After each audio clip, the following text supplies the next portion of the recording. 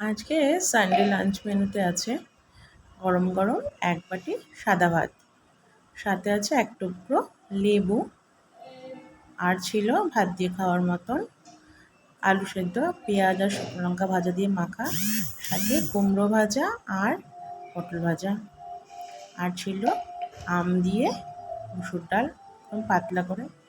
মুসুর ডাল আর আলু সেদ্ধর যে কম্বিনেশনটা আছে, এটা ছোটোবেলা থেকে আমার ভীষণ প্রিয়। তোমাদের কেমন লাগে অবশ্যই জানিও যে আম ডাল দিয়ে এভাবে আলু সেদ্ধ খেতে। আর সাথে ছিল চিকেনটা আজকে কষা কষা করেছে, আর ছিল ঘরে পাতা টক দই। তো কেমন লাগলো আজকের রেসিপিটা অবশ্যই জানিও। তোমরা আজকে কে কী লাঞ্চ করলে সেটাও জানিও। যারা ইউটিউব থেকে দেখছো অবশ্যই আমার চ্যানেলটা সাবস্ক্রাইব করে দিও। সবার সাথে আবার দেখা হচ্ছে নেক্সট ব্লগে। সবাই খুব ভালো থেকো। ধন্যবাদ ভিডিওটা দেখার জন্য। নমস্কার সবাইকে।